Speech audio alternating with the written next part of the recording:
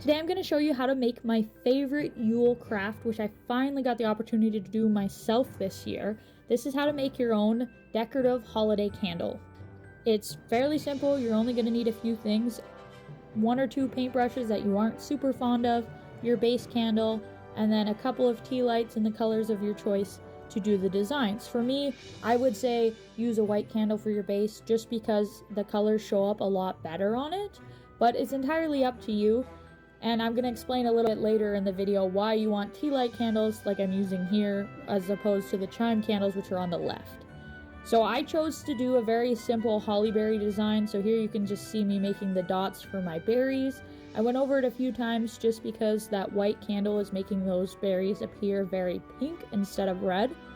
And then you can see this is exactly why I said you wanted a tea light candle.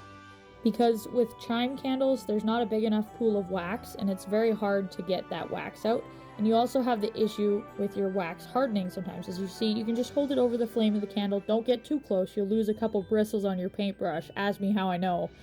But you can reheat that and then make it more malleable and spreadable onto the candle.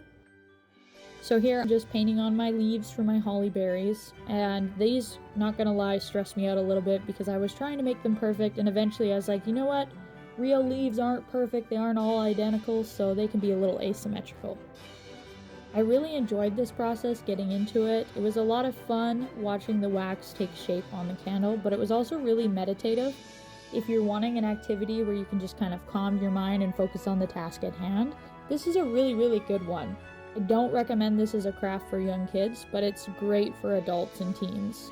And while these are Yule candles, you can really do this for any holiday. I have some bat ones that I've done before that are a lot of fun, but these are really cool. I chose to go back over the holly berries just because some of the green had covered them up and dulled the red a little. I wanted to really make sure that popped.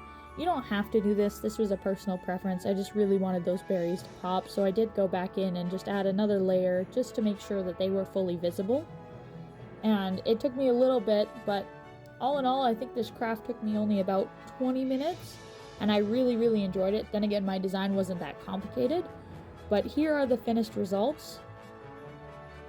I'm really happy with it for my first time doing it and not necessarily having the best tools to complete the task. And I briefly want to show a quick tip on how to get your taper candles to stand in your candle holder properly without being tippy, because I have cats and the last thing I want is for them to knock it over.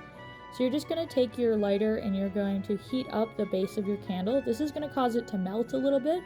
You want to make sure that wax is dripping into the base of your candle holder, and at the same time it's going to soften the base of your candle so that you can kind of force it in there and wedge it in. And this is going to add stability to your candle so that way it doesn't fall over on you and you don't have a disaster at Christmas, because that would be no good.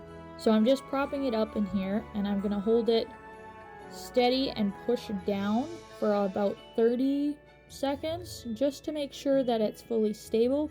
You should be able to tap on it and move it. You can see that the whole candle holder is moving when I do that. And that's how you know that it's going to be secure, and if you bump the table, it's not going to fall over. I hope you guys enjoyed this video. If you do decide to try this, please be sure to tag me. I love seeing everyone's creations. And if you're in the Discord, please post it in the server. I love seeing all the kinds of crafts and the creative spin that everybody puts on things.